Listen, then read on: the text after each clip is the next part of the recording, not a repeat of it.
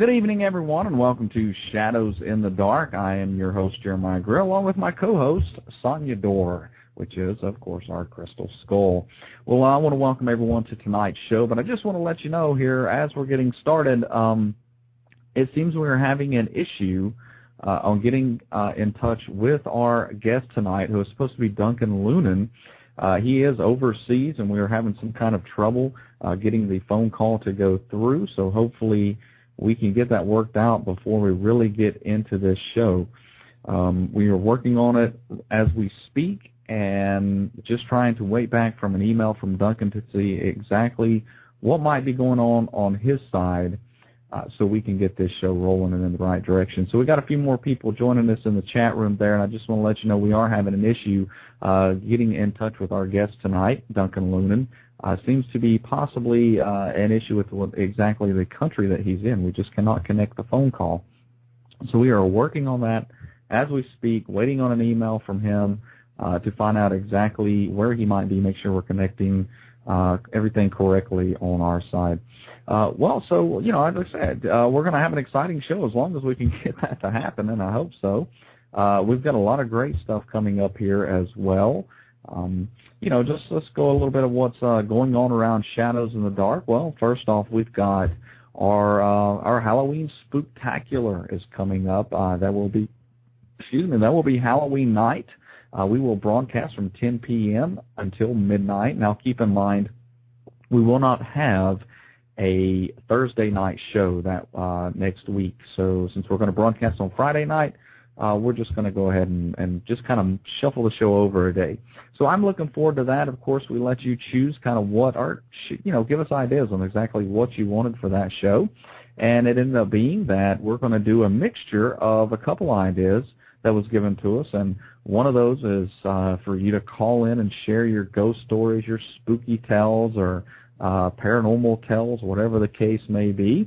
And the second part being that we're going to play some Halloween-themed music. So, you know, we might throw in some Monster Mash, Werewolves of London, things along those lines. I think it's going to be a fun show. We're going to have a really good time with it. And, you know, not only that, on the 29th, I will be a guest on Topcast right here on Blog Talk Radio. And if for those who have been listening to the show for some time or went back in the archives, you can see the show. We had Toppy on, and now that is the host of Topcast. Real fun guy. We've become really good friends since I've been here, and he's been here on Blog Talk. We share a lot of jokes back and forth and kid around, so we're going to have a lot of fun with that show. And if you get the time, tune in. That is the 29th at 5 p.m. Eastern Time. And I also will be taking part in a paranormal roundtable on Kismet's show, which will be Halloween at, I think, 1 p.m. Central, 4 p.m. Eastern Time, if I'm not mistaken. So make sure to tune in to that as well. We're going to be having a lot of fun here over the next week or so as we kind of get closer to Halloween, and not just here, but on many other shows. Now, of course, one other thing that I want to let everybody know that we are definitely working on, just so, you know, they don't think we've kind of pushed it to the side, and that is the 24-hour broadcast. Last year was just a huge success, and, of course, everyone has been pushing to make sure that we do another one, and, of course, we are. So a little bit of where we stand right now is, you know, we're working the details out. We're trying to get everything final, a few pieces of it final, and then we start building around that. But we have now formed a committee that will be handling this 24-hour broadcast, making sure the plans are going as they should, making sure everything gets set up, everything gets done. So we're really looking forward to putting this together because it's going to be, man, it's going to make the last one look like a little tea party. How about that? I guess that's the best way to put it, because this is going to be huge. I mean, we're going to do all kinds of things with this. And I don't want to tell everybody too much because, like I said, we really don't have anything finalized yet. It's really, at this point, just a lot of ideas. So we just want to make sure, you know, that before we start saying what's going to happen with this broadcast, that, you know, we have that already, and we know it is going to happen. So if you're not a member of our forum, you can definitely keep up to date by checking that out. That's just over at www.shadowsinthedarkradio.com. It's free to join. You can post. You can earn gray bucks to get things out of our little forum shop there. It's got an arcade. It's a lot of fun. So if you get the time, go over there, check it out. We will be posting updates as we move forward with the 24-hour broadcast. Again, for those who are just joining, we are having some issues getting in touch with our guest tonight, Duncan Lunan. The issue seems to be mainly that he is overseas, and we're having some kind of problem getting the phone call to connect through Skype. So I'm not sure if maybe we've got kind of the wrong number in which we need, or we're putting it into the right country. So as soon as we hear back from him, hopefully he is by a PC and checking it out. We probably going to have a few others working on trying to get in touch with him for us so we can get this thing rolling, because this is going to be an exciting show. Like I said, as long as we can get him on, and I hope so. If not, then we'll go in some other direction with it. We'll have some fun. This isn't the first time we've had to do something like this and change it all up on the last minute. So don't fret. Something will take place, and maybe we'll open the lines. We'll take your phone calls. Who knows? But I am really, really hoping that we can make this happen and get Duncan on the line with us. So just as long as everybody's patient with us, we would really, really appreciate that. Well, it's we got a lot of cool stuff coming up. Let's how about some of our guests that are going to be coming up here soon? We've got a lot of shows that we have really started to book. Quite frankly, we're booked up through the rest of the year. So let's let you know some of what's going to be happening now. This coming Sunday, 9:30 p.m. Eastern Time, we're going to have Preston Dennett on. He's been a guest on here before. We're going to talk about ghosts, UFOs, out-of-body experiences, a little of this and that. So he was exciting last time. We're going to have him on again. Of course, our Halloween Spooktacular is going to be on Halloween night. Don't miss that one as well. On the 6th, looks like we're going to have Phil Harris. On the 9th, Jonathan Gray, which is one of my favorite guests. I am so glad to see him coming back to join us. A little bit of forbidden archaeology there. He was actually a part of our last 24-hour broadcast, as a matter of fact. On the 13th, we are going to be inviting Rosemary Ellen Guiley. She will be joining us for a couple hours, and of course, Rosemary can talk just about anything.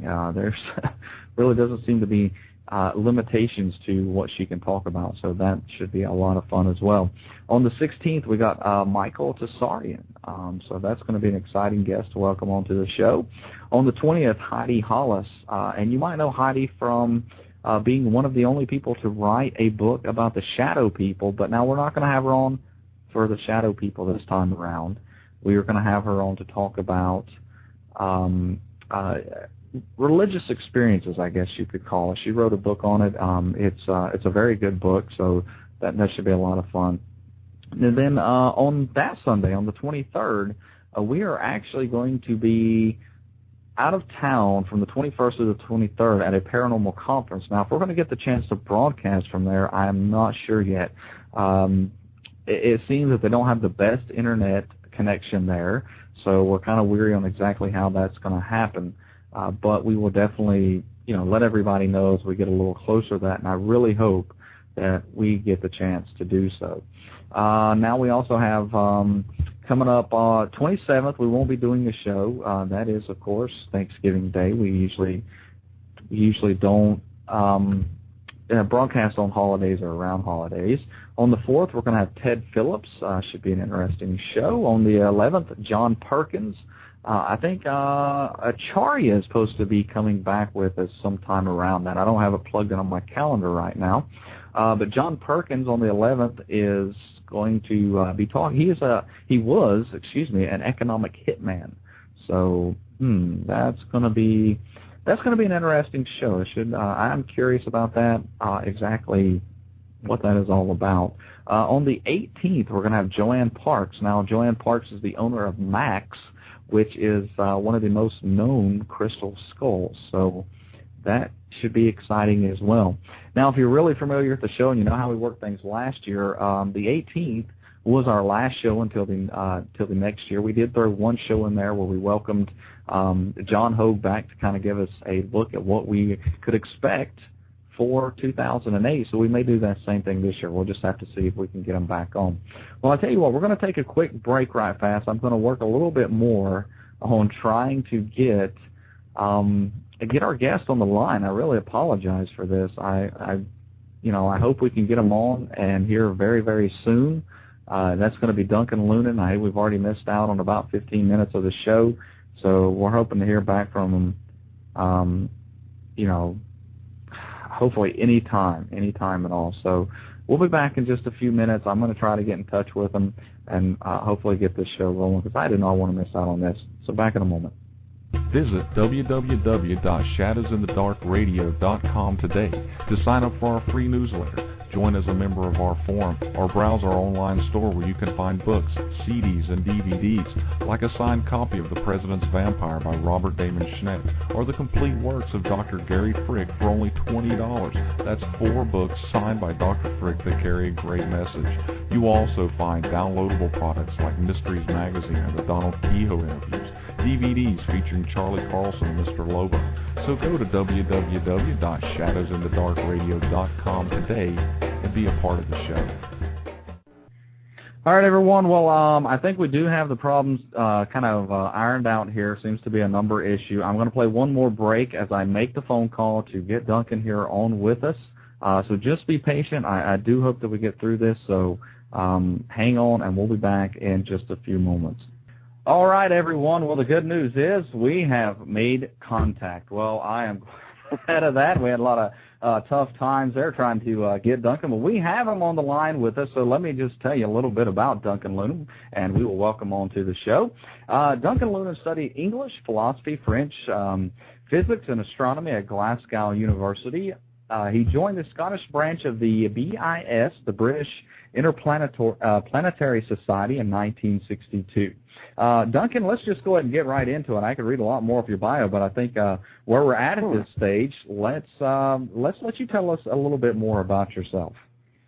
Yeah, sure. When I joined the BIS Scottish branch, which you mentioned, it had been in existence for 9 years, and it was already clear that as an arrangement, it wasn't working. The following year, it became independent as ASTRA, Scotland's National Spaceflight Society, and I've been involved with it ever since. We've got a lot to credit ourselves with. One of the more unusual things is that we're a spaceflight society with an astronomy section, and we run the public observatory in Airdrie. And at the moment, I'm in charge of a very big project financed by the National Lottery, where we're going out to schools to help teach the astronomy element of the national curriculum. And this is what I do at the moment. This is the biggest thing in my life, and it's tremendous fun, because the kids love us everywhere we go, and it's got all and because we aren't actually teachers, we're just going into schools, to help teachers. We're just having tremendous fun, and it's a great pleasure to be doing all of this. Mm-hmm. So this is the big thing in my life right now. Oh wow, yeah, and I bet that is a lot of fun, most definitely. Well, let's get into talking, especially our main topic tonight that we wanted to discuss. And of course, let me apologize to you for taking so long and getting you on the show. It's all right. It's 3:30 in the morning here. You can believe me, I was asleep till you called. But this is my birthday, so yeah. That's right. That is right. I remember you saying that when we booked the show that it was going to be your birthday as well, and so I guess definitely happy birthday. Thank you very much. All right. Well, of course, the topic we wanted to kind of discuss tonight is Epsilon. Now, is it Bootis? Is how you say that? Well, that's where, we can begin from there. Okay. Epsilon Bootis. Yeah. I mean, this is something I did back in the 1970s. I hope we're going to get on to stuff I've done more recently. Yes. But by all means, let's start from there. Yeah, we would definitely work ourselves up to what you're working on recent. But I wanted to touch on this, and because it's a fascinating story, and Lav had told me some about it, and it's you get to reading a little bit about it. It's just really interesting that there's a possibility that some kind of communication was going on there, and now this was something that happened that started around 1928, 1929 or so. 27 maybe. Oh wow. Yeah. Something I when I was starting the project, which with no idea where it was going to go, that led to my first book, and it was quite extraordinary that this idea that was around about something in that a space probe from another civilization specifically might have tried to contact us in the 1920s. And when I took it up at first, I didn't think it was a big deal, and then suddenly turned into a very big deal indeed. It was an extraordinary thing at the time. Yeah. And even now, although big parts of the ideas I put forward in the early 70s have turned out, as it would seem, not to be right. It still looks as if there is something involved here. That needs to be answered, needs to be addressed. Well, whenever you went to, in the 70s, you started to examine this and look at it. What exactly did you do? How did you go about this? Well, what happened was, we go back again to the situation where the Scottish branch of the BIS made itself independent as ASA. And this happened just about the time that I went up to Glasgow University as a student. And it became clear after a few years, by which time I'd become president, that while it was doing okay as a student society, there was a real danger that when we all graduated and went our ways in adult life, the society would simply cease to exist. And I needed to do something about that, I felt, at the point when I became president in '66. And I got together with several people, including Professor Archie Roy, as he now is, of the astronomy department, and the late Professor Terence Nonwheeler, who was then the professor of aeronautics, and the artist Ed Buckley, and what I put together was the idea that we would do a book project on this, as I envisaged it, on colonizing planets of other stars, because nobody had done that. There'd been quite a few books published in immediately preceding years about the first mission, supposedly, to planets, a planet or of another star, whatever. But nobody had ever done a book on what do you do next. Right. So I thought, right, well, here's an exciting idea. And Ed Buckley, very talented Scottish artist, and I got together and we started planning this in detail. And the first meeting was planned with Dr. Roy, as it then was, on the question of what is the feasibility of finding habitable planets around other stars. And one of the participants was the late John McVeigh, who wrote quite a number of books on interstellar travel and other such topics. And then in the course of the thing, of that first meeting, he threw out the mention of these events in the 1920s. And when I got round a few years later, when we'd had quite a number of meetings on this book project, and it was time to look at, starting to get to work on the text, I started researching this. And as it happened, there were specific references out of a book edited by a chap called A.G.W. Cameron, called Interstellar Communication, which was enormously influential back then at the end of the 60s. And the papers from which John McVeigh had got this idea by Professor Ron Bracewell at Stanford University gave the references to the 1920s work. So almost immediately when I started researching the book, I found myself getting into this.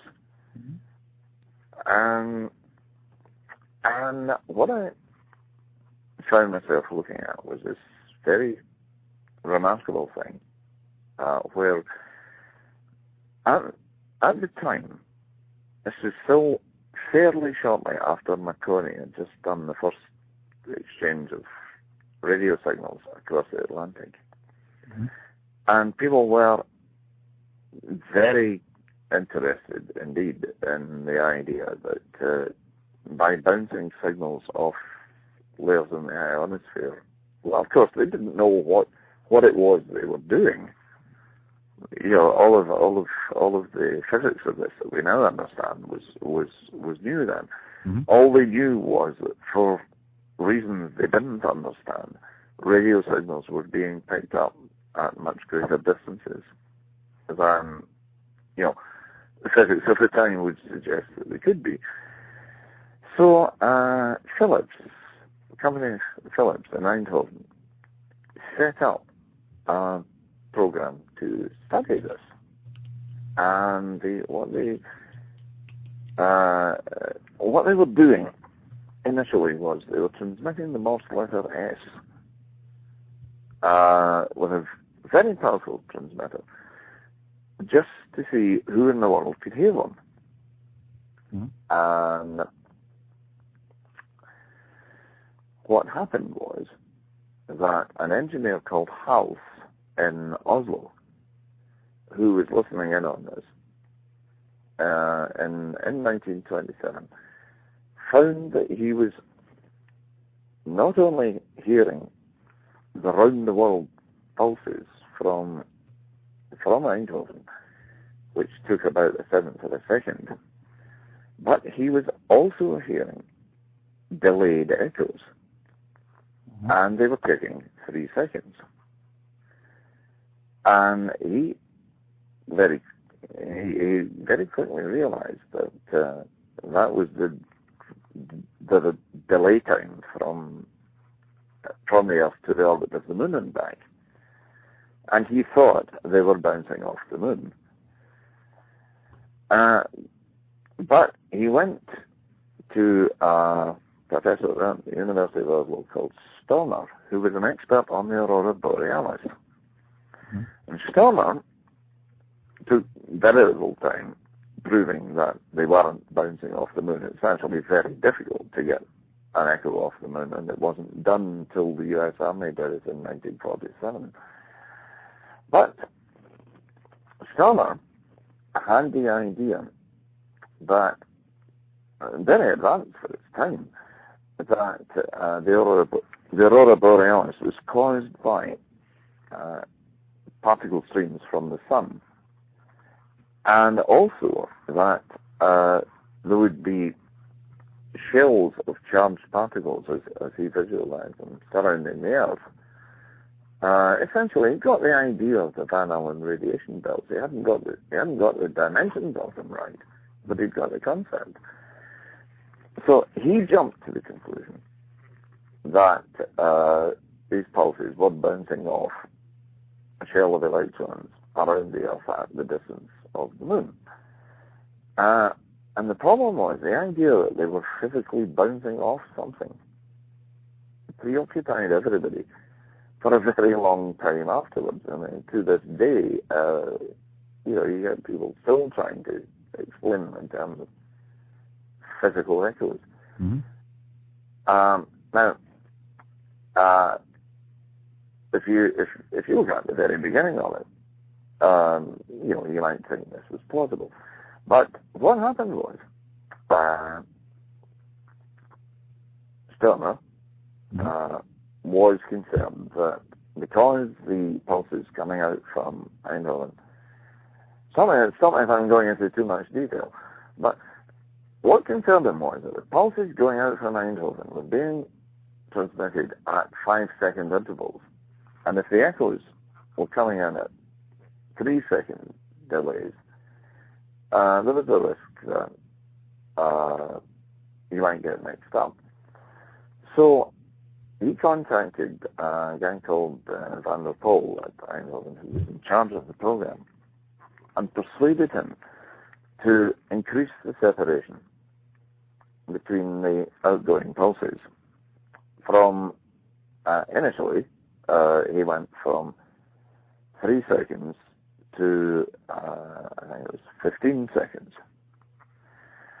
And there was a delay of a fortnight. And then things changed radically. The 3-second echoes came back. Then they went to 4 seconds. Then they went to 5 seconds. Then they began to vary all the way up to 15 seconds. And at the point when this happened, Stirner sent a telegram to Van der Poel, who immediately increased the separation between his outgoing pulses to 30 seconds. He himself received one last sequence of pulses. After that, nothing happened for another 2 weeks, and then suddenly it came back with the delay time varying up to 30 seconds. And they wrote all of this up for Nature, the highly prestigious British journal. Mm-hmm. And it wasn't until the late 1950s when Frank Drake at the Greenbank Observatory had done Project Ozma, listening for radio signals from a couple of the nearer stars. And the whole sudden surge in the idea of looking for signals from other intelligence came along. At this point, as I said, Ivan at Bristol at Stanford University came up with this idea that radio wasn't the way to establish initial communication between civilizations of different stars. What you ought to do is send a space probe from one solar system to another and have it listen for intelligible radio signals from any planets that it discovered and rebroadcast them to the planet of origin in order to attract attention. And he suggested this in the first of his papers, that this might be what had happened in the 1920s. Mm-hmm. So far, so good. Now, in his second paper on the subject, he said, should we be surprised if the first signal received was a television image of a constellation?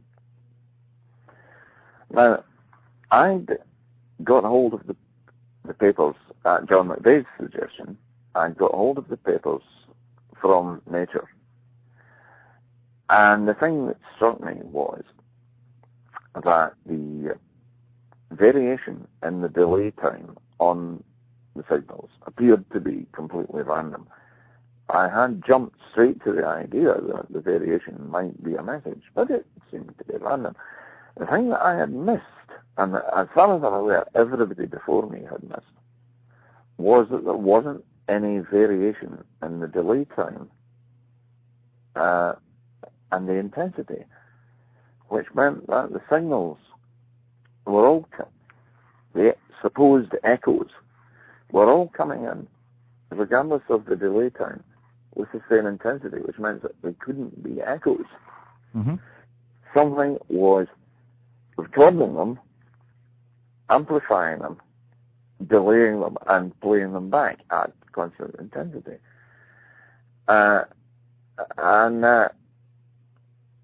It took me a little bit of time to get my head round that and realize that had to be what was going on. And at that point, I was looking at this, and I'd written it up in the first draft of the first chapter of the book, going on, but nevertheless, the variations in delay appear to be random. It's not a message. And then I had this thought in relation to Bresswell's paper. The stars are spaced at random in the sky, and a set of star-mapped coordinates would be a random series of numbers. Mm-hmm. And still, in the way that seems utterly astonishing looking back on it, I didn't do anything with it. I mentioned it going on the train to Astor meeting the following Saturday. I mentioned it to a young chap who was at school at the time and who ended up being the other artist who illustrated my books, by the name of Gavin Roberts. And he went, "Have you tried it?" Mm-hmm. No, he says, "Why on earth not? Do it now, do it now." And I got out my notebook. I hadn't got any graph paper. I drew a rough graph, plotted in the points. Couldn't see anything significant. And Gavin said, wouldn't it be fascinating if it had made a face? And afterwards he actually did a bit of work on it and being an artist, he turned it into an alien face. But the thing was, of course, nobody tells you when you're studying science that you put the significant variable on the y-axis. You just do it. You pick up that usage. Mm-hmm. And I actually said that afternoon to Oscar Spiegelhofer, who founded our society. I said, I tried this, I could try reversing axes, but of course, I wouldn't be likely to produce anything. Which is silly when you think about it. Why on earth should an extraterrestrial civilization follow our graphical conventions to that extent? Yeah. Doesn't make sense. Anyway, I took, at that time, after I had a meeting room in Hamilton, which is where the meeting was, I took the train back into Glasgow. I took the train back from Glasgow down to Troon, where I lived at that time. And the first stop on the line was Paisley, and it was as we were leaving Paisley, I remembered this. I got my notebook back out, and I'd only a tiny corner of the page left. And I drew this minute graph and replotted the points with delay on the other axis. And I looked at it when I'd finished, and it just went, that looks more like an intelligent signal. In fact, it looks familiar. Mm-hmm. I know what that is. And, from that day to this, it remains one of the most extraordinary moments in my life. I found myself looking at what appeared to be an intelligible signal that identified the star, Epsilon Bootis, and with further inquiry, set a date of 13,000 years ago. Oh. But I got home, completely ignored my parents, who wanted me to sit down to dinner, you know, I went upstairs, I looked up the characteristics of the star. But, you know, I'd gone through this extraordinary emotional reaction at the moment in the compartments in British trains at that time. You know, I'd gone through this extraordinary reaction that went, that looks, you know, having, as it seemed, recognized what this was. And I was looking at it going, interstellar, we are not alone in the universe. B, interstellar travel is possible. C, they can communicate with us even through an unmanned probe. Logic is universal. Yeah, and I'm looking around at the people in the compartment with ear-to-ear beam on my face. Yeah, just the previous week in the discussion project, John Braithwaite, who's now the only telescope maker in Scotland and Summer, very good friend of mine, had been arguing that if anything like this happened, you know, I and the rest of us might think that we'd react to it rationally, but in fact, the reaction would be unreasoning terror. And I'm looking at it, and that unreasoning terror was the very last thing in my mind. Yeah, this huge grin was right across my face, and everybody else in the compartment on the train was looking at me, going, "What's up with him?" And I thought, shall I tell them? No, they'll pull the communication cord. But I got home and I looked up Epsilon Bootis and I discovered that it was an orange giant star. And I went into a second phase at that point of, you know, cascade of reasoning, because the point about that is, one of the questions that Frank Drake had made a big issue of in Cameron's book, the same book in which Bracewell's papers appeared, was what is the motivation for anybody to go to interstellar travel when they can communicate by radio? And well, these guys have got, their star is dying and it's frying their planet. That's a pretty strong motivation. Yeah. But then immediately the next thing that kicked in was,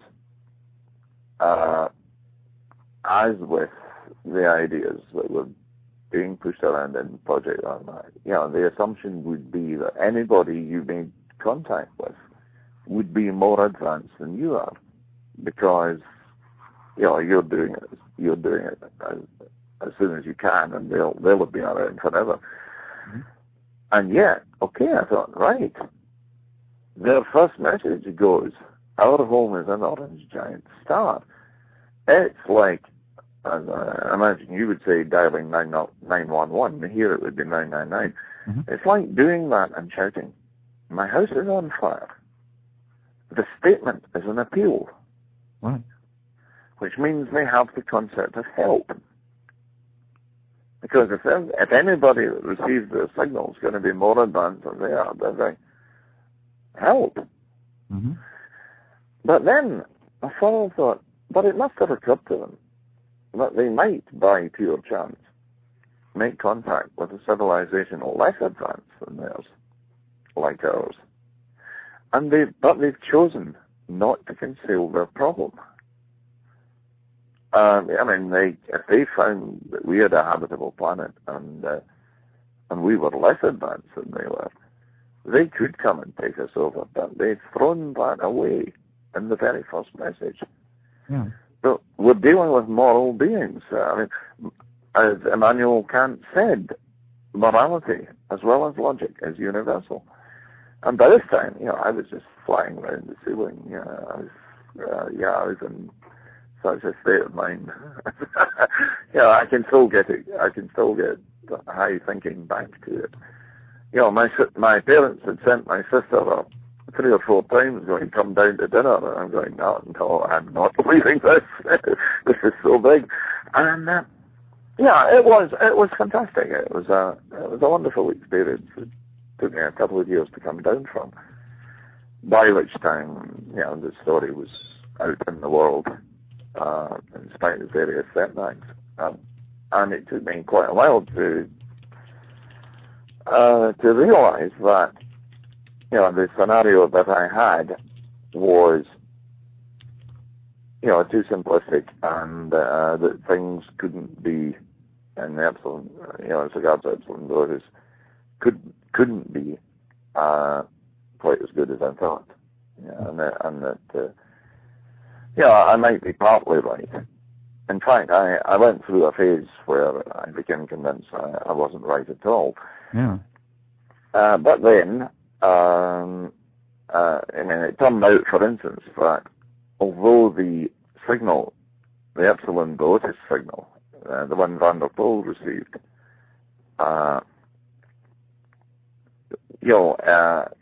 can't directly be challenged, it turned out that a lot of the other 1920s records weren't accurate, and it became possible for my critics to say, well, that one must be wrong as well. And then came the thing that Epsilon Bootis was twice as far away as the catalogue said it was.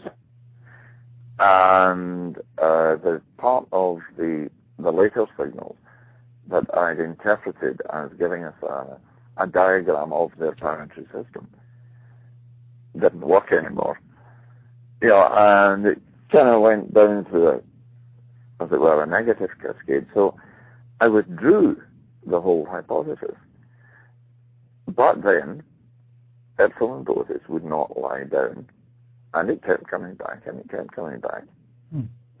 And I began to discover that whatever you make of that signal, the one van der Pol received, there is something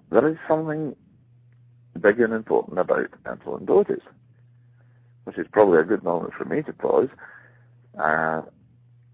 and you to frame a question as to what I'm talking about. That's just fascinating stuff. I mean, it's just, I've read up a little bit on this before the show, and just the implications of it all are just amazing, just like you're talking. I mean, now, through that, when you kind of put this out there, what kind of response did you get from wherever that, you brought this forth, the different communities? Oh, well, that's a very good question. Because what I got, by and large, from the scientific community was, you're an amateur scientist. You had no right to do this. Mm-hmm. That was the overwhelming response. Because you're not a professional scientist, you shouldn't have done this, and therefore, we're not going to look at it. That was the majority response. But from the rest of the world, I got something like 3,000 or 4,000 letters. I got letters from every continent, including Antarctica. I got letters from every state of the USA and every state of the Soviet Union, and every country in South America and every country in Africa. And from all of them, again, the idea that John Braithwaite had put only a week before, that the response to this would be terror, was completely done away with. I got all of these thousands of letters from everybody, from school kids to murderers on death row. And I'm not kidding, literally. And everybody, nobody was afraid of it. Everybody just wanted to know. They'd seen it in the National Enquirer or wherever it might be. And, everybody. And, one of the most extraordinary things about it was that the story in National Enquirer was completely accurate. And the story in Time magazine was all wrong. So nobody believed. nobody believed the Inquirer story. And to this day, some of the most absurd things you just wouldn't believe. The story broke in the UK as a front page scoop on the Sunday Telegraph by courtesy of the late Kenneth Gatland, the editor of the BIS magazine Spaceflight. And it was national news. Starting the previous night, Cliff Benchimore, doing his review of the year, ended the program with it. It was on the BBC News up until 9 in the morning. The last item on the 9 o'clock news, this was on Christmas Eve, 1972, the last item on the 9 o'clock morning news was, reports are coming in of a major earthquake in Nicaragua. We will have more news in an hour. And by 10 o'clock, all the news was Nicaragua. Mm-hmm. Yeah. And all the way on the far side of Christmas, people started going, wait a minute, wasn't there something just before that about contact with our intelligence? And the problem there was, the Sunday Telegraph had sent over to get my biographical details a retired old journalist from Edinburgh who, because I'd been born in Edinburgh, insisted on dictating at our expense and my parents' expense, insisted on dictating on the phone a story that said Mr. Loudon is a native of Edinburgh. And we were going, I was born in Edinburgh. My parents, just after the war, my parents were still both in the forces. I was born in a military hospital. But I never lived in Edinburgh.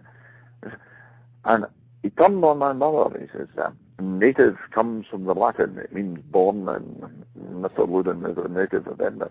And he refused to put in anything about how I lived in Truton on the west coast and how I'd been a graduate of Glasgow University and the whole bit.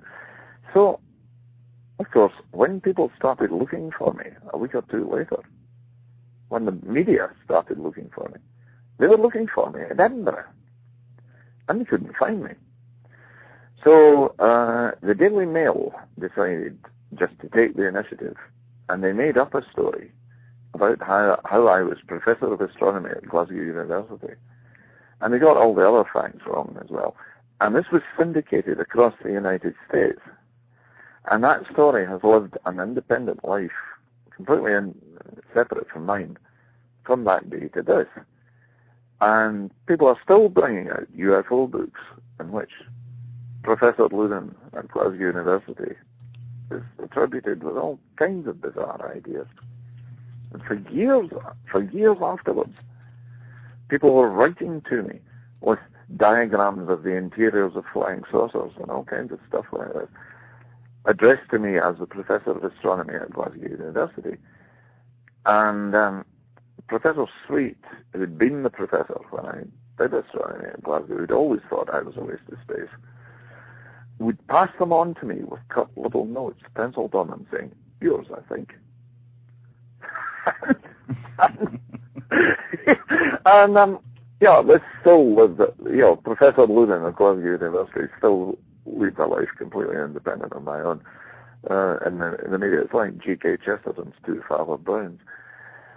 But anyway, the answer to your question essentially is that the academic reaction was, for the most part, hostile, and the public reaction was, for the most part, highly favorable. Yeah. Well, now, also, you went through and you kind of graphed, this picture. Now, did you not also kind of translate something into English out of it? No, it was all graphical. Okay. It's all in my first book, which was published in the UK as Man in the Stars, and the U.S. as interstellar contact. Again, it's 3 steps forward, 2 steps back. My U.S. publishers decided, without consultation with me, that they would go for the academic market instead of the popular one. So what they did was they retitled the book Interstellar Contact, and they published it to be uniform with Cameron's Interstellar Communication. And to make it look like a textbook, they left out all this fantastic colour artwork that Ed Buckley and Gavin Roberts have done. The result of which was, of course, that the hardback edition was a complete disaster. It only sold 900 copies. So, whereas the UK hardback had sold 10,000 copies, in a much smaller market. So the paperback edition, which was done by Bantam, they decided to go for the flying saucer market instead, and they retitled it the Mysterious Signals from Outer Space. Yeah, and that didn't sell either. So, the whole thing was as Stanley Holloway says, the whole thing was a bit of a jam. But at the end of the day, the book was a minor international bestseller. It should have been a major bestseller, but a lot of things went wrong with that, which are ancient history now, and there's no point in going on to. Yeah. But the thing is, what did happen was I was contacted after the book came out by 2 very talented people in different ways. One was an investigative journalist in Australia called Danny Varney, who came up with some very, very original ideas in relation to it. I'm still working with him. And the other, I'm still working with both of these guys. The other was, at that time, a captain in British military intelligence, so he insisted that what he was contacting me about was purely a private interest, and it must not be publicized. But that's history now, and there's no problem in talking about it. But his name was Alan Evans, and he has the most extraordinary grasp of spatial relationships. He can simply look at the plan of an ancient site, and he can say, I can tell you what the alignments are here, what is astronomical, and what is more advanced. And what he had spotted, and it took an awful lot of time to establish that he was right, but what he had spotted was galactic alignments at Stonehenge 1. The very first structure within which the rest of Stonehenge, as we think about it, was later created, hundreds of years later. And furthermore, he went on to realize that you could find the same alignments in the very first of the Great Pyramids and the very last of them, the Step Pyramid and the Great Pyramid. And the thing about it is, these are galactic alignments, which you cannot determine without a radio telescope, but would make sense in the context of interstellar navigation if somebody had come here from another star, and was trying to leave some kind of lasting record that a contact had occurred. I'm going along with this. I'm doing huge amount. Once I realized he was seriously onto something, I'm looking for something that could be an optical marker that the people of that time, and they're more or less coincident in history, you're talking within 200 or 300 years, something that they could have zeroed in on and done this in relation to.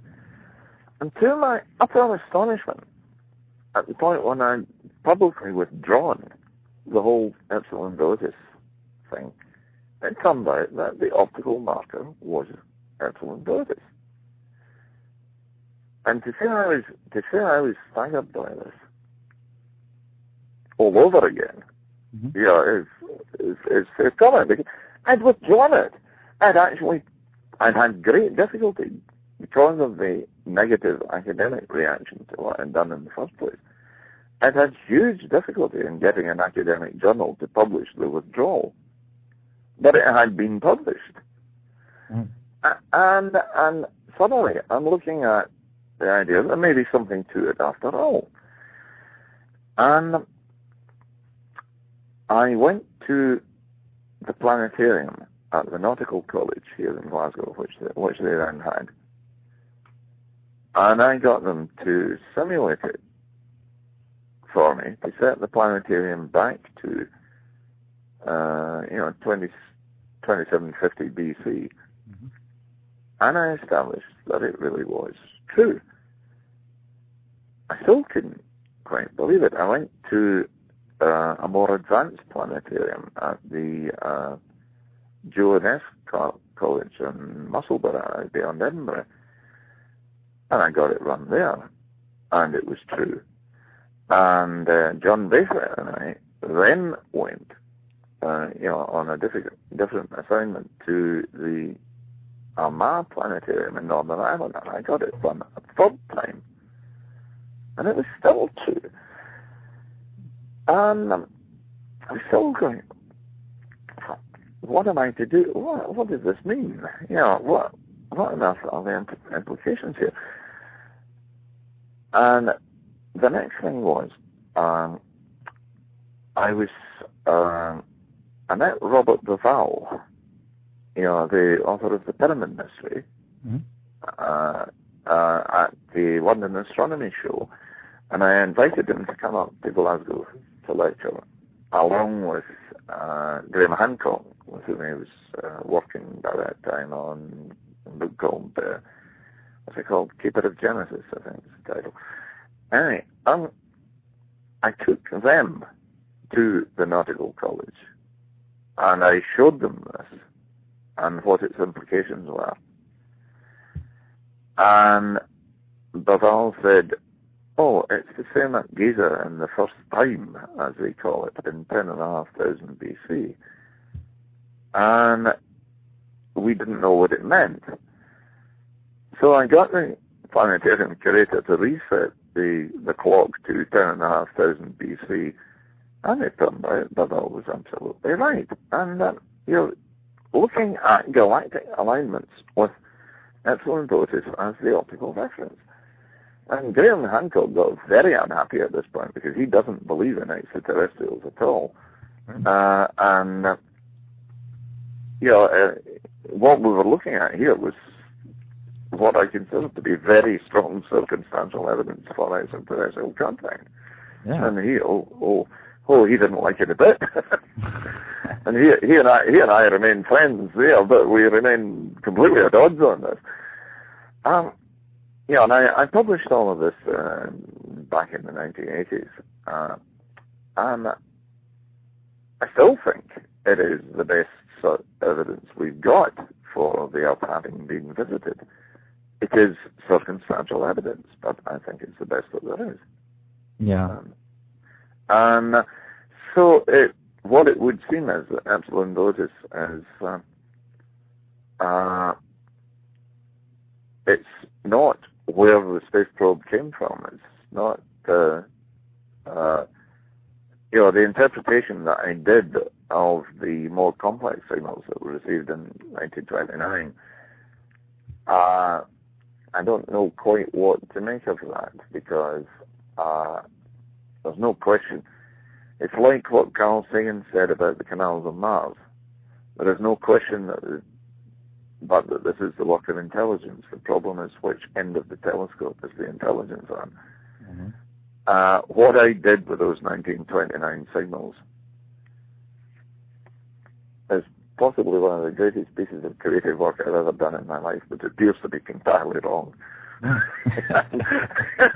Make of that what you will. But like I say, Epsilon Bootis itself will not go away, and it looks as if the message that Van der Poel received, which might be the only bit that I translated and got right, is a time marker and not a place marker, as it were. That it's about when things started happening, or at least when the Alan Evans material, the four-dimensional grid of astronomical alignments that in certain ancient sites that simply cannot, either must be the most astonishing series of coincidences, especially when you find them over and over again, or else must be some kind of message that's been built into them to tell us, once we're capable of asking the question, has anybody been here? And the answer is yes, at least once or twice. And that's what we seem to be looking at.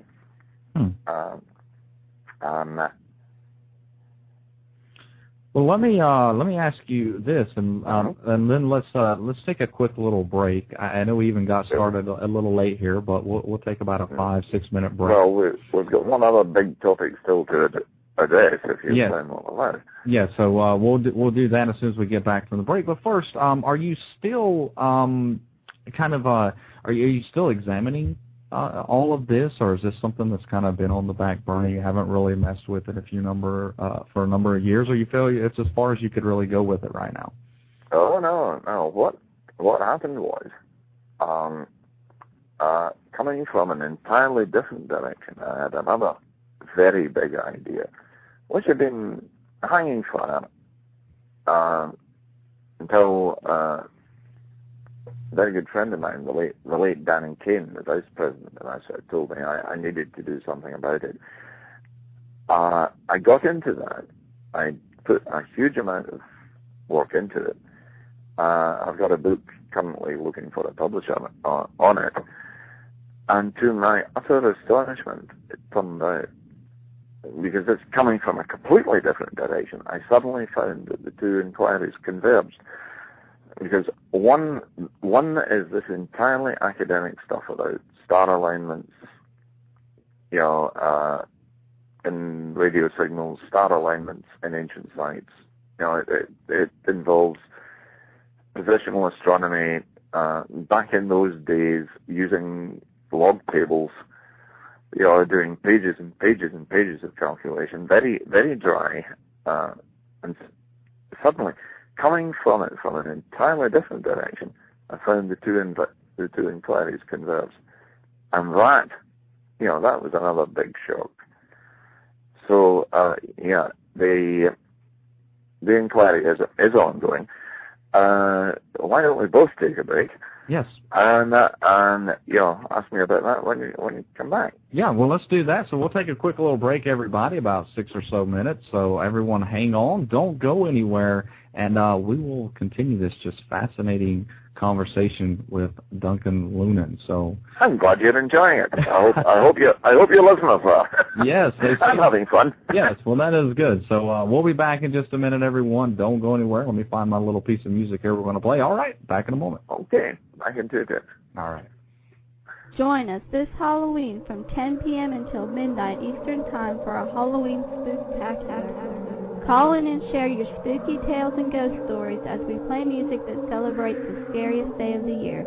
So pile up the candy, put on the headphones, and prepare to be frightened. Right here on Shadows in the Dark. Visit www.shadowsinthedarkradio.com today to sign up for our free newsletter. Join as a member of our forum or browse our online store where you can find books, CDs, and DVDs, like a signed copy of The President's Vampire by Robert Damon Schneck, or the complete works of Dr. Gary Frick for only $20. That's 4 books signed by Dr. Frick that carry a great message. You will also find downloadable products like Mysteries Magazine and the Donald Kehoe interviews, DVDs featuring Charlie Carlson and Mr. Lobo. So go to www.shadowsinthedarkradio.com today and be a part of the show. All right, everyone, we are back, and you are tuned into Shadows in the Dark right here on Blog Talk Radio, also syndicated on Black Vault Radio at blackvaultradio.com, as well as ParaX at para-x.com, and we are soon going to be on Planet Paranormal at planetparanormal.com, so be looking forward to that. All right, well, Duncan, as we kind of left there, you explained kind of where everything was now, that it's still doing some research into it and looking into it, that it was still out on the table. So, just kind of continue on, because this is great, and everyone is really enjoying it. Oh, I'm glad you're enjoying it. I am too. Okay, I'm about to take, as I said, go off in a utterly different direction. Mm-hmm. So different, that you'll hardly believe how different.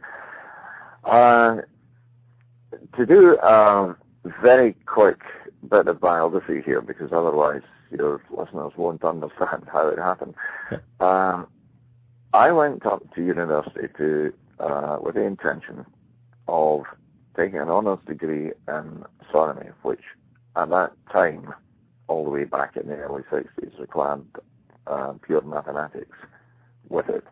And my intention was, in all seriousness, I'd go on to take a PhD in astronautics, which only the University of London then did, and to come to the States and become a scientist astronaut. That was my plan, because how else was I going to get into space? However, my problem was pure mathematics proved not to be what I was good at. In my first year at university, I passed physics and astronomy and failed mathematics. And I had to think, okay, my career path isn't going to work. What am I going to do? What I did was I changed faculties, because I had necessary passes from school in order to do an arts degree in English. Undecided what the other subject with it would be, but I took logic out of curiosity, got a merit certificate, and was offered the chance to go for an honours degree in English and philosophy. It's very unusual for somebody who changes faculties to be offered the chance to go for honours, and I found out why very, very quickly when I discovered how very heavy the workload was going to be, much, much heavier than it was for people who followed the simple path I through. Essentially, in English literature, what I had to do was I had to sit all of the history papers, because there wasn't time to do a specialist subject. In the second of the history papers, one of the set texts was The Anatomy of Melancholy by Richard Burton, which in the Everyman edition, which I was studying, runs to three volumes. And it's an incredible piece of work. It's a medical textbook, but Burton was a Renaissance man, and he puts into it everything he knows about everything. The central section of it is called A Digression of the Air, and it is about astronomy and meteorology. And right in the middle of that is the bit where he discusses the astonishing new idea that the planets are not just dots in the sky mounted on crystal spheres, but they are actual worlds moving freely in space, and therefore space travel may be possible. And there's a wonderful paragraph in which he outlines how some newfangled wits may someday or other find out, and it may be possible to mount up among the spheres in the heavens and see what is done amongst them. And however, he then goes on to the fact that if God has created planets like the Earth orbiting the Sun, then obviously they must be inhabited, right? Because there wouldn't be any point to creating them otherwise. And it may be that those green children which fell from the sky that Neubergensis writes of in his time came from thence. Mm-hmm. And the notes at the back of the book tell you that Neubergensis is William of Newbury, who is regarded as one of the most reliable 12th century historians. So I looked it up. And the thing is, William Newbery regarded himself as a ghostbuster.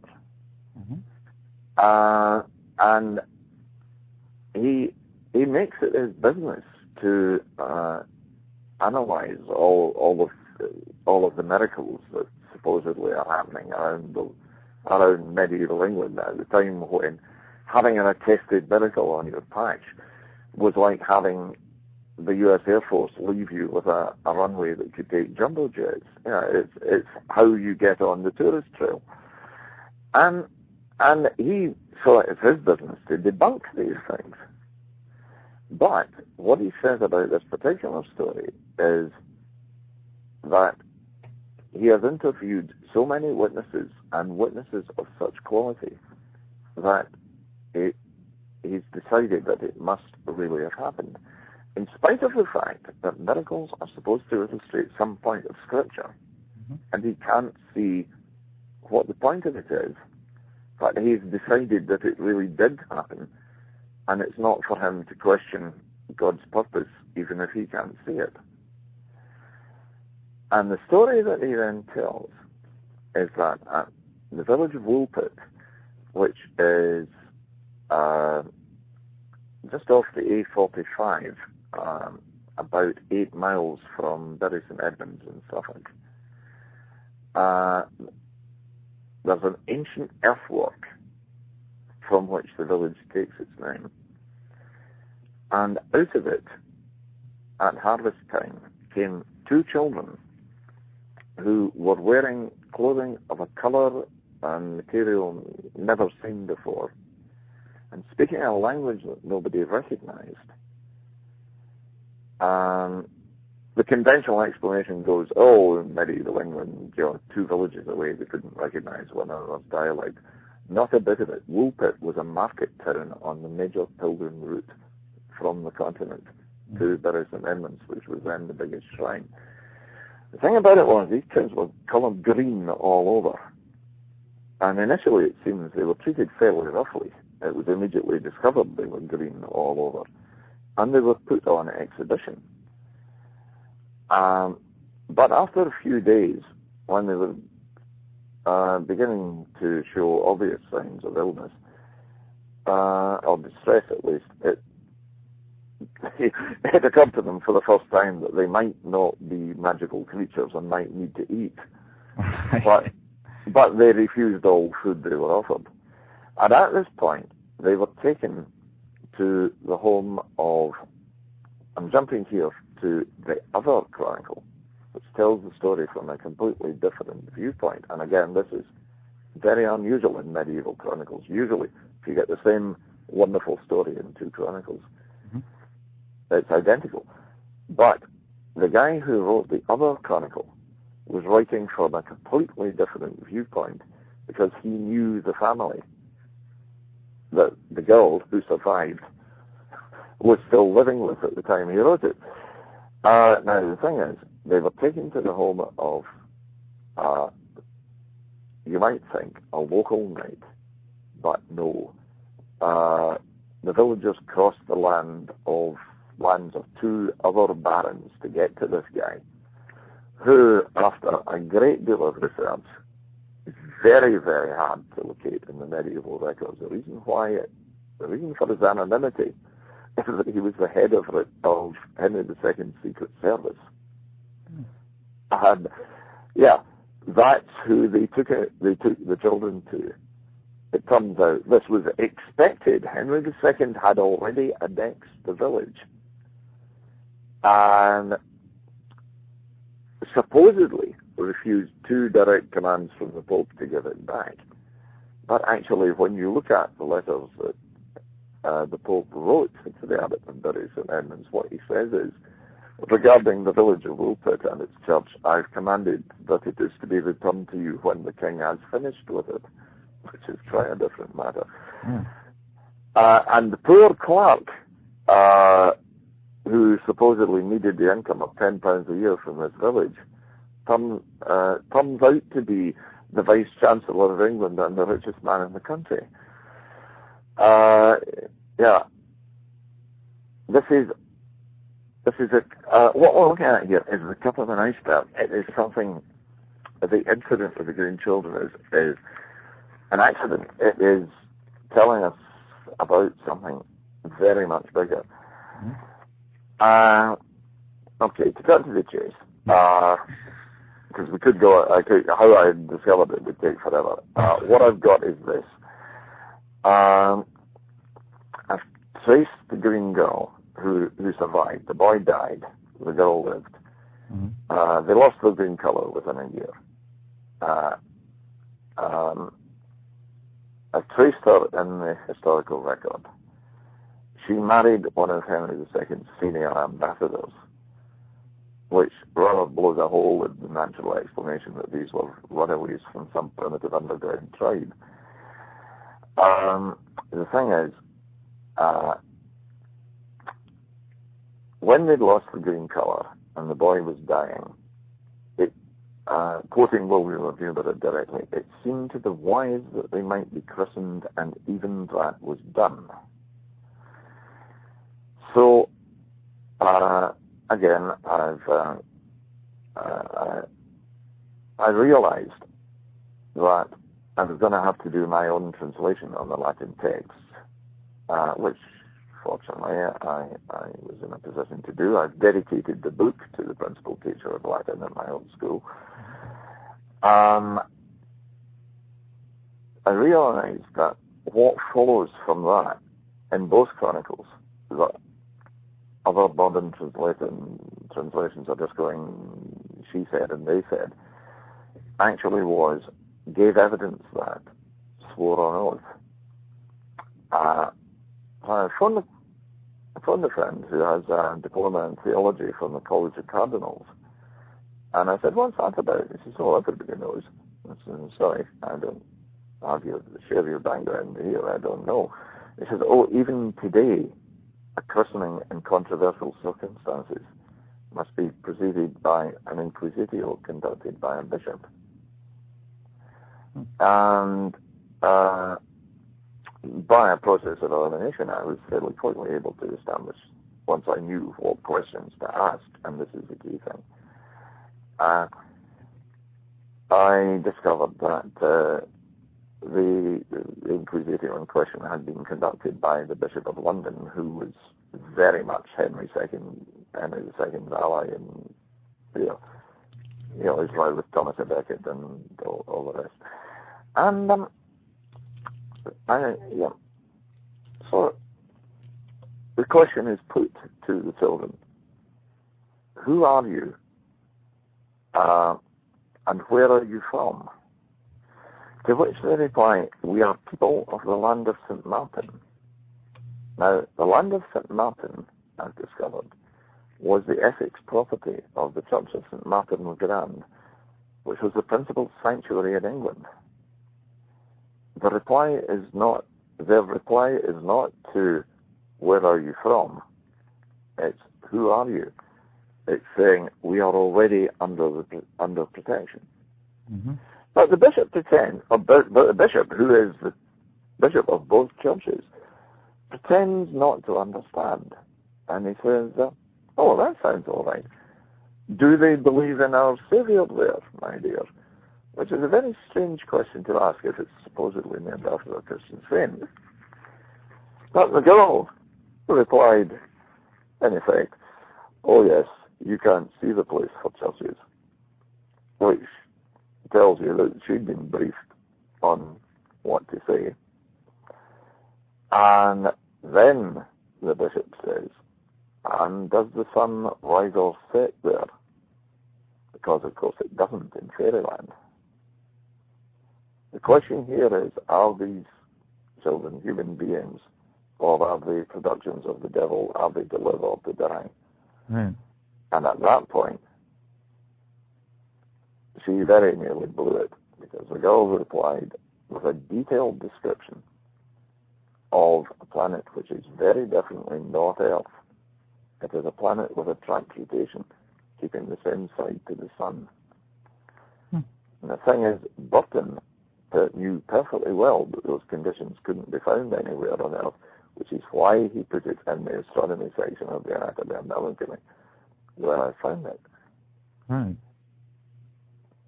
And what it goes on to, in putting together what is in William Newbery's Chronicle and Ralph of Caldichel's, is it's a colony of human beings on a planet with a trapped rotation, in a situation where they're deliberately being exposed to dangerous contact with non-terrestrial life forms. It's a big experiment being conducted by extraterrestrials on human beings, with the knowledge, if not the connivance, of at least some of the terrestrial authorities. This is the X-Files. Yeah. In the 12th century. And I can't believe what I'm looking at. And yet, that's nothing else fits the facts. Like I say, I've traced the Green Girl in the historical record. She married her tutor, who was the guy who coached her through this hearing, who was one of Henry's senior ambassadors whom he'd put in charge of the case. I've traced her descendants down to the present day. One of them was deputy leader of the House of Lords under Margaret Thatcher. He was outed by the Evening Times here in Glasgow just before the general election in 1997. Tory peer descended from green woman from outer space. Huh. And they called him and they got the most wonderful quote from him. He said, "It sounds bizarre. I knew my ancestors were colourful, but not that colourful." So I wrote to him and I said, I have no idea how to approach you with this, but I'm so glad that you've taken it in such good part. But I have discovered a whole 200 years on that side of your family that's not in your official family tree. And he wrote back, he said, "Never mind about those boring old facts. Tell me about the green woman."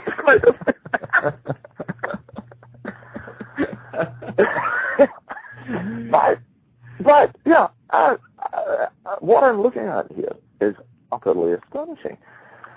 But the thing is, without going into detail that I haven't published yet, eventually it had come to me after Analog in the States had published both, the Epsilon Bootis revisited stuff we were talking about before the break, mm-hmm.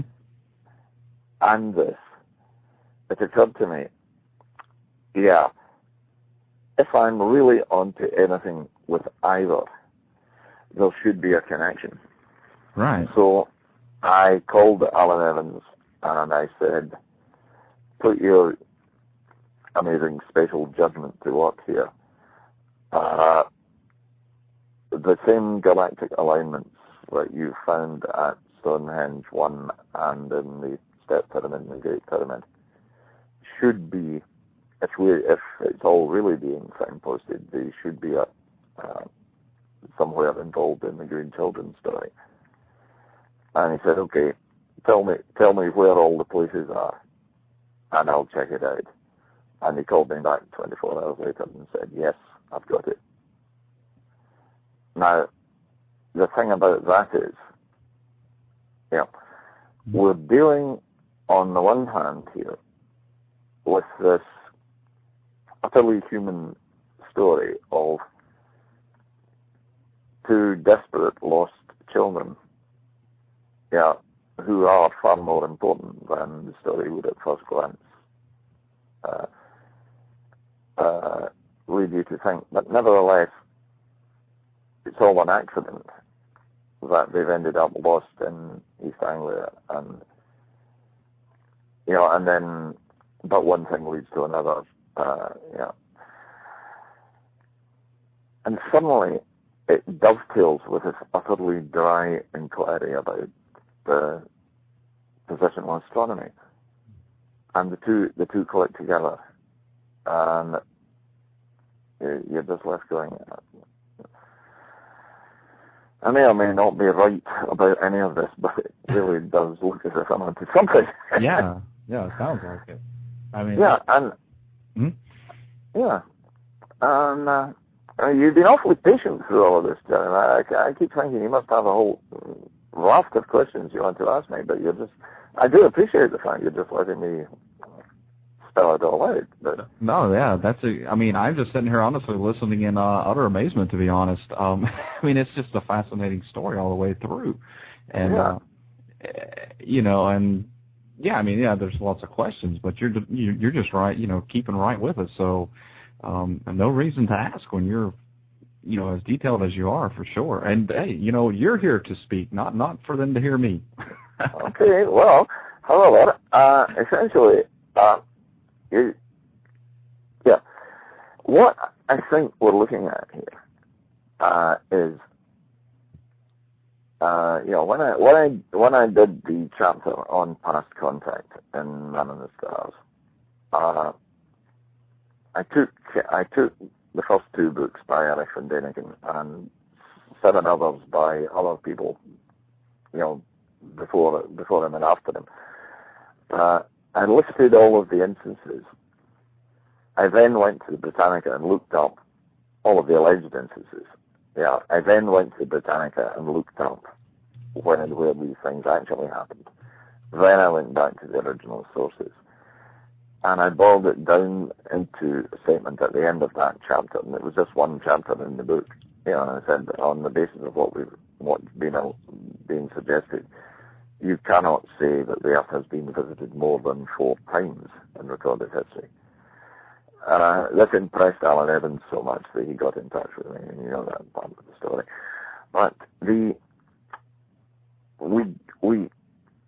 it was Alan Evans who got me into looking at anomalous astronomical alignments in ancient sites. And at the end of the day, we've looked at lots of other ancient sites, and we've still only got 2, and you've got the same alignments in them both, and that is,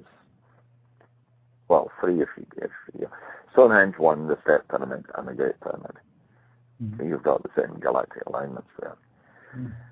And, like I say, you've got a site in the Green Children's story, and I haven't published this yet, so I won't tell you which one, but it turns out you've got the same galactic alignments there too.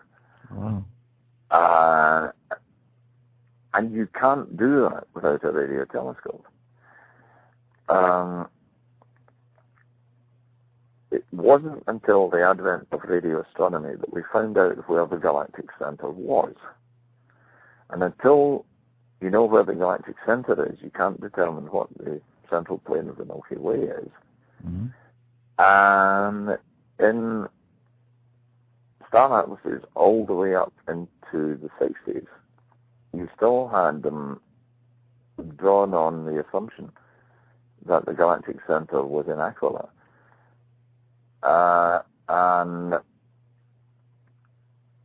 Or Scorpius, perhaps. And then suddenly came this realization that is indeed in Sagittarius, and the maps get redrawn because of that. And you get erratum slips put into the atlases going, this is all changed, but we haven't changed the maps yet. Mm-hmm.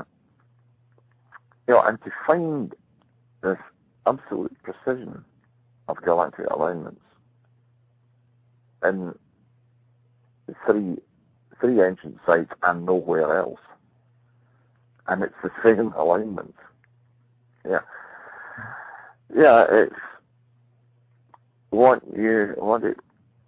it leads you round to the idea this is the only coordinate system that somebody coming from another star would share with us.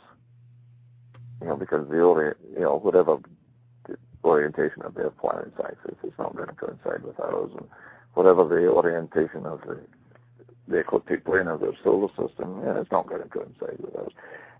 Galactic coordinates are the only thing we have in common. And here are these signposts built into these ancient sites. And that, as I said before, is the best circumstantial evidence I know of that we've been visited. Yeah. But to find that it's utterly different, historical story, which is full of sex and violence, as you would expect in the reign of Henry II. Suddenly, ties in where one of the sites in it has got the same galactic coordinates again. Yeah, it's a jaw dropper. Yeah. But we're onto something, and what we're onto here is quite extraordinary, because one of the things about it is these guys have got matter transmission. We're not talking about spaceships anymore. They walk between worlds. Yeah. The green children's account of how they were returned to Earth is that they were out with their father's livestock on a day when they shouldn't have been. And suddenly, essentially, they heard alarm bells, and the next thing they knew, they were in this ancient earthwork at the village of Woolpit. And the most extraordinary thing is that in describing this, the green girl says, suddenly, as if placed in some absence of mind, we found ourselves in the field in which you were reaping. Huh. She not only knows what amnesia is, she knows that she hasn't got it. Yeah. As if placed in some absence of mind.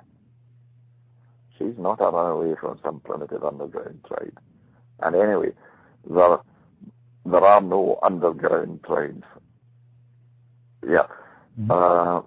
Suffolk, particularly the village of Woolpit where this happened, but for a long way around about it, it's on Pleistocene clay.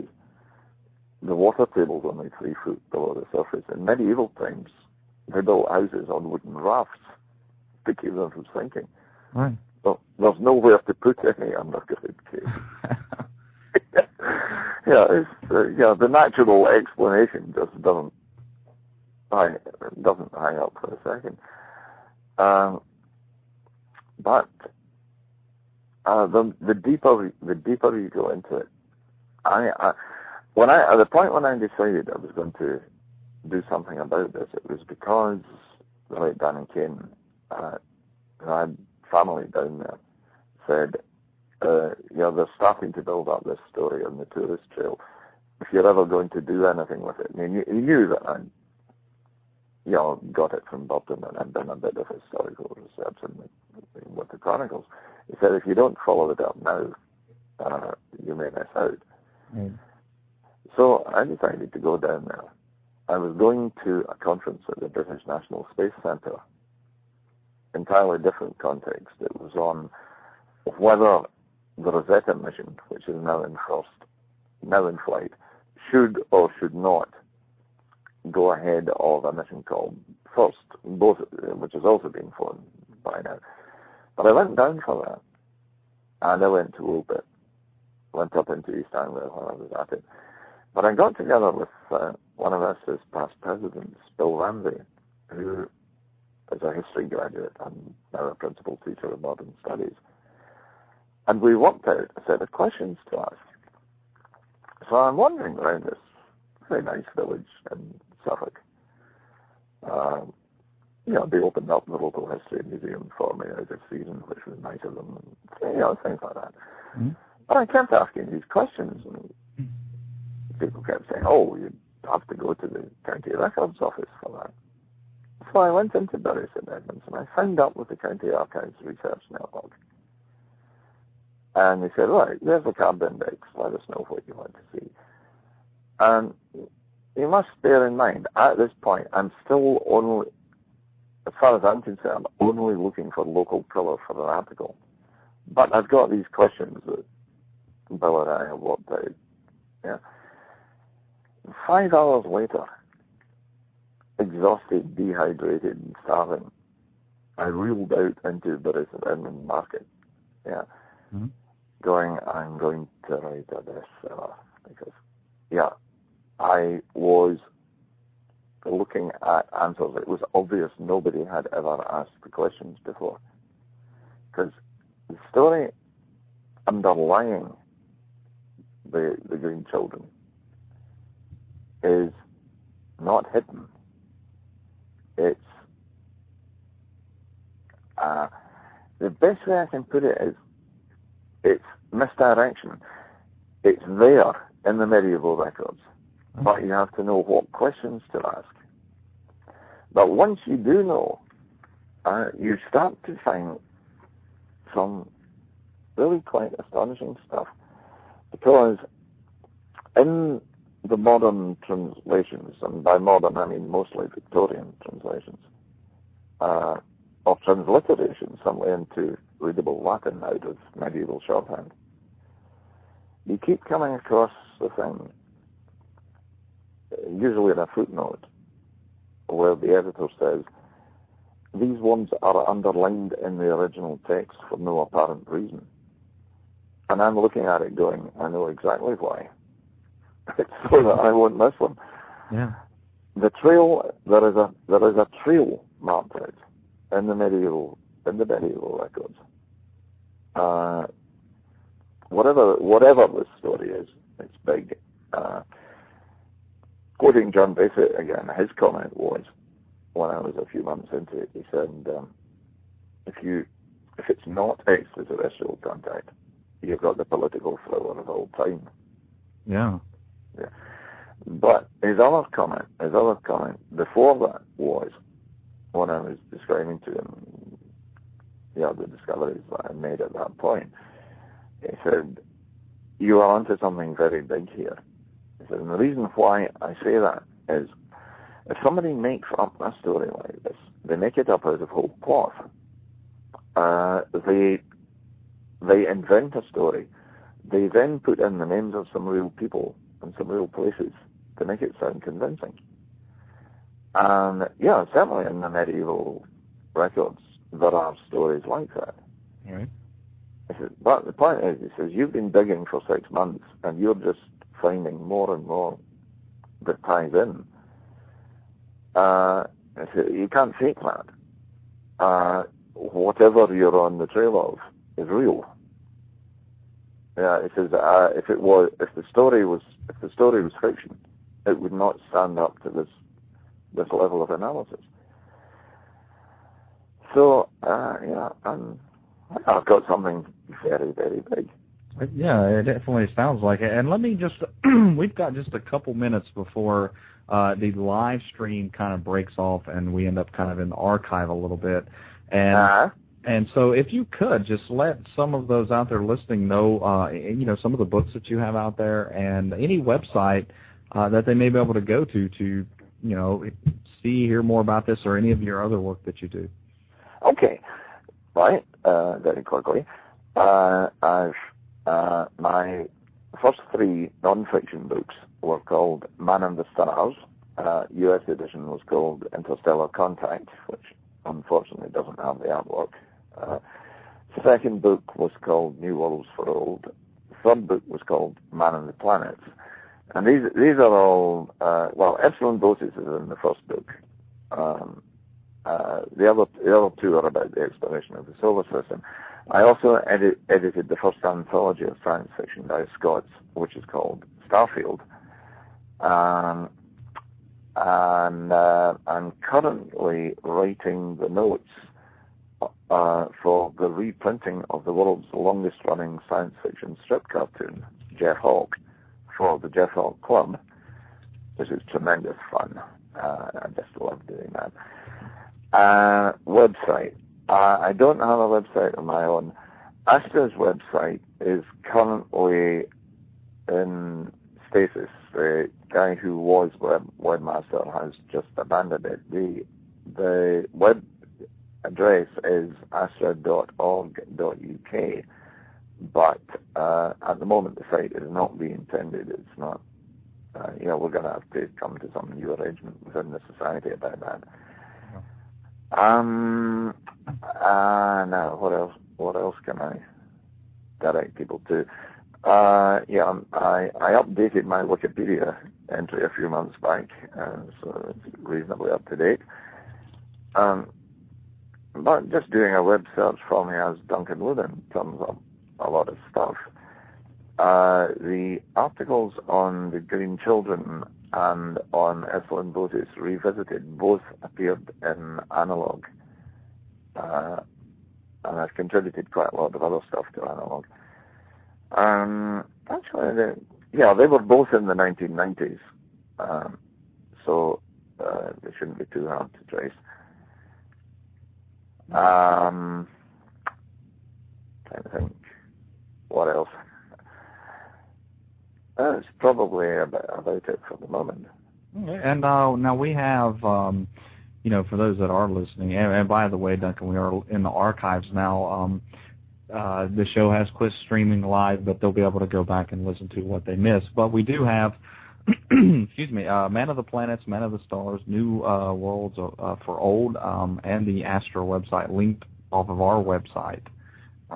For those, if they have any trouble finding it, then they can definitely go through ours. So that's that's all right. As I said, if you simply Google me, you'll turn up a lot of stuff. Yeah. I could send you. I offered, in fact, when we were first put in touch, to send you a complete list of my published work. I could still do that. Yeah. That would be helpful. Yeah, most definitely. We can definitely, get something up there. Yeah, I mean, I've had over 600 articles published, and wow. 30 short stories, and at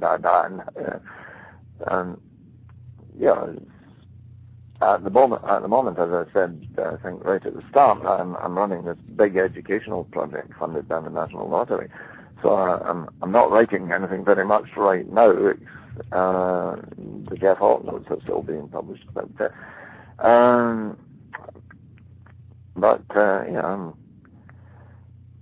is a lot of material out there that people could go after. Mm-hmm. Well, now let me, before we let you go, I hate doing the show in the archive, but we do have one question. That way, this listener can come back and get it later on, your answer to it. And of course, this is Olav, which I know you know who Olav is. He's hanging out in our chat room right now. Want to know about if you know of any connection, maybe all this with Paul Laviolette, I guess how you would say that, and something about pulsars as beacons. Let me see if I can scroll up and get.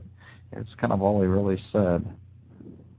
Pulsars as beacons and transmitters. Are you familiar with any of that? Well, I of course, the Pioneer 10 and 11 plaques, and this part of the plaque was reproduced on Voyager 1 and 2, and the gold discs that they sent out. We ourselves have done this, trying to tell anybody who finds these probes wandering about in interstellar space should be able to use it, using the pulsars as beacons, should be able to work out where we're from, where the probes are from, where we were when we launched them. There was an interesting thing once. I'm not going to go down this road. I was once contacted by associates of a supposed contactee in California called Brian Scott, and among other stuff that they sent me was a diagram based on the Pioneer 10 plaque, supposedly showing where their home planet was. It turned out that it was supposedly at a location way off the galactic plane. But the other problem was that the original diagram had been copied out of an inaccurate copy of the Pioneer 10 plaque in one of Eric von Däniken's books. You're just left going, well, this does make it a bit hard to credit. Things like this do happen to me. But that one, I don't know what to make of. It was a very strange episode.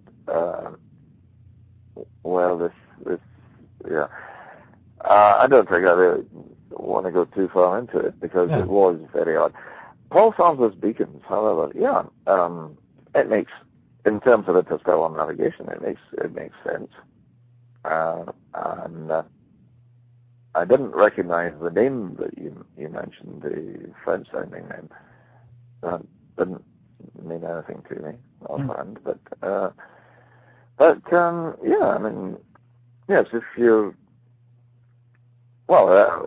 doing interstellar navigation, pulsars or beacons make sense. We've already done it with the Pioneer plaques and the Voyager plaques, devised by Carl Sagan and Eric Burgess and others. It does make sense. Okay. And now, just I kind of Googled here that Paul LaViolette, I guess is how you say it. It has to do with the Sphinx Stargate, the Orion Nebula Sphinx Stargate. Oh, well, of course, right. Robert Duval's book about the astronomical alignments of the Sphinx and the pyramids was called The Orion Mystery. And I think it probably did have a lot to do with inspiring the Stargate movie and the TV series. My friend Chris Kane has done a lot with this. He's an audiovisual technician at the Glasgow Science Centre, but he has been very much involved with this idea of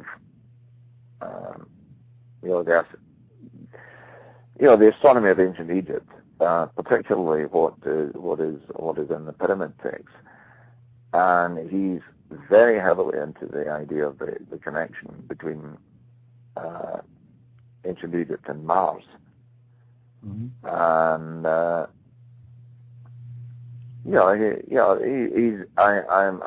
I'm quite sure he's right actually about that. He's taken it in some areas a bit further than the extra step. He was, there was the international committee that was set up to study the features in Cydonia, and Chris was very much involved with that. And indeed, he set up a study group in a school which discovered what is now,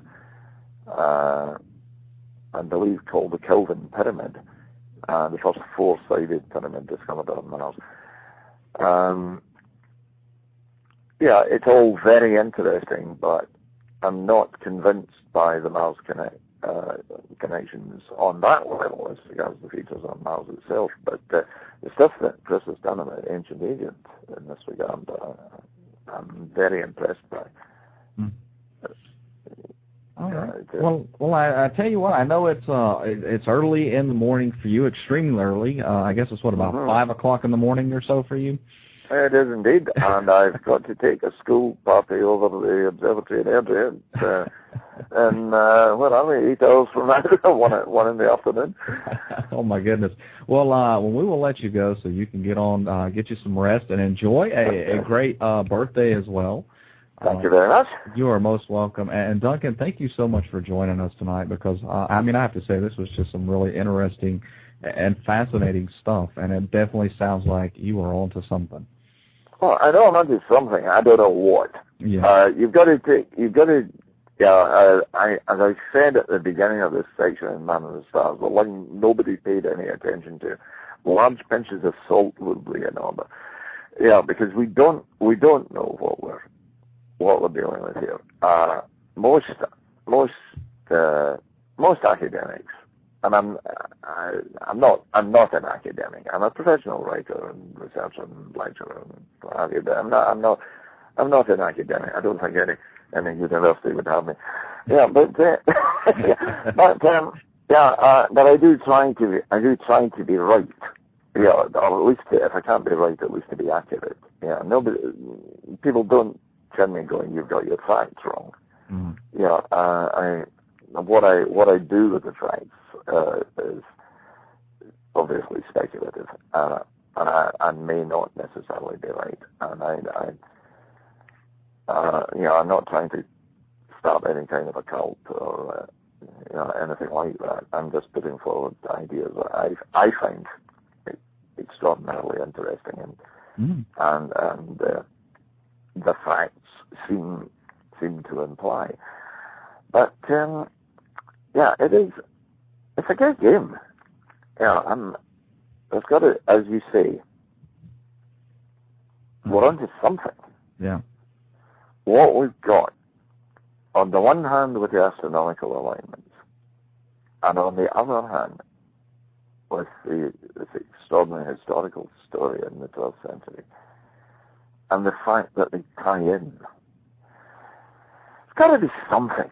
Yeah. What I'm putting forward is my own ideas as to what this might mean. I could be entirely wrong, as I think I was wrong in my initial interpretation of the Epsilon Bootis stuff. And yet, it won't lie down. Epsilon Bootis keeps coming back and biting me. There is something about that star that is important. Right. As witness, it appears to be an optical marker for the Alan Evans. The stuff that Alan Evans discovered quite independently of me. And then when I was checking it out, I suddenly discovered that Epsilon Bootis had a significance there. Yeah. You just keep thinking, there's something here. There's something here to find. I was the only amateur scientist ever to address an IBM Heathrow conference, and it was the subject of the Fermi paradox that they asked me to speak about. And the idea that I put to that audience was that once we're capable of formulating the questions, the thing about it is, what it comes down to is, either the Earth has been visited or it hasn't. Right. But the Fermi paradox, the where are we, why haven't we got the evidence, can really only be explained, as I see it, by the idea that we are a protected species. However, if we are a protected species, I can't see any point in denying us the answer once we're capable of formulating the question. So the truth is not out there. The truth is here. We have to figure out where it is here. Right. Now, there's a line. But I think the proof is here. And if we look around our own world, or at least, shall we say, the Earth Moon system, and we can't find the proof, well, that to me would tell me that we are probably alone. But the stuff that I'm turning up suggests that there is a trail, there are signposts, there is something to find. Yeah. Yeah. That'd be nice. Yeah. That'd be good, wouldn't it? Yes, it would. I agree. Because it would tell you straight away that the doom merchants aren't necessarily right. It isn't true. The answer to the Fermi paradox is not that every advanced civilization destroys itself. Mm-hmm. Okay, I'll run you another wild one past you, if I may. Yeah, please. It's in the last chapter of Man and the Planets, where what we did in that book, it's subtitled The Resources of the Solar System. It's all about what do we do with the solar system. My conclusion that we came to towards the end of it is that the last chapter was entitled The Evolution of a Kardashev II Civilization. I take it you're familiar with Kardashev's idea that a Type 1 civilization controls the energy and materials of a planet, mm-hmm. and a Type 2 does the same for a solar system, and a Type 3 for a galaxy. The conclusion that we came to in the last chapter of Man and the Planets was that in order to achieve Kardashev 2 status, you have to be conservationist. Because if you go to Dyson's idea of destroying your planets and building a shell, because you've got a runaway Malthusian growth of population, you're not in control at all. Yeah, you're adopting courses of desperation. So you've got to be conservationist to achieve Kardashev 2 status. And if you're going to go link up with other civilizations and go beyond that, the conservationist principle still has to obtain. So when we look out on the galaxy, we don't see the evidence of runaway high technology industry. This means the good guys have made it. Right. The proof that they're out there is that we can't see them, and in particular that we can't see the ruins of where they got it wrong. It's a paradox. Yeah, the Fermi paradox. The resolution of the Fermi paradox is a paradox in itself. Yeah. The proof that they're out there is that we can't see them. Right. I like that. No, that's just, it's, man, I tell you, I'm just really, like I said, just listening with amazement. Amazing stuff. Do feel free to call me back when you've had to think about it. Well, I know I will be definitely listening back to this show quite a few times, and I know I will raise up many questions myself, and I hope that you'll come back and join us again. Yeah, no, I'd love to. Please feel free. All right. Yeah. All right. By all means, let's do some more of this. Yes. But it's been fun. Well, I appreciate you taking the time, and especially on your birthday and early in the morning, joining us for this tonight. It was great. I really enjoyed it. Good. Thank you for having me. You are most welcome, and we'll stay in touch. By all means, Les. All right. All right. Now, can you have a good night? Yeah. Go to sleep, man. All right. Well, sleep well. Take care. Nice talking to you. You too. Bye-bye. Bye. All right, everyone. That was Duncan Lunan. Very, very interesting stuff. Wow. I mean, a lot to think about there, a lot to wrap your brain around. And, let me apologize to everyone for, those issues we had there to begin with getting Duncan on the line. Everything, we finally got it. Everything flowed in place, and I hope you really enjoyed the show. Gosh, that was just amazing, amazing stuff. Did we make contact? Who are the green children? A lot of questions definitely come to mind, and Duncan definitely answered a lot of those questions for us, but I guarantee everyone out there has got other questions just running through your head. Well, everyone, it's been a great show. I want to thank Duncan again for for joining us on his birthday and so early in the morning. It's like 5 a.m. for him. And thanks to all those who joined us in the chat room throughout the show. Really one of our better shows, most definitely, I have to say. Well, again, everyone, thanks for joining. Make sure to check out our website, www.shadowsinthedarkradio.com. You can sign up for our free newsletter, join our free forum, or even check out our web store. We really appreciate it. Don't forget, this Sunday at 10 p.m. Eastern Time, we're going to have Preston Dennett on with us to talk about ghosts, UFOs, out-of-body experiences, just maybe a little bit of preparation for our very own Halloween Spooktacular that will take place on Halloween night from 10 p.m. Eastern Time until midnight. We're going to close out Halloween night the way Shadows in the Dark does it all the time. So, again, everybody, thanks so much for listening. You've been listening to Shadows in the Dark, where the darkness is illuminated. Good night, everyone. Shadows.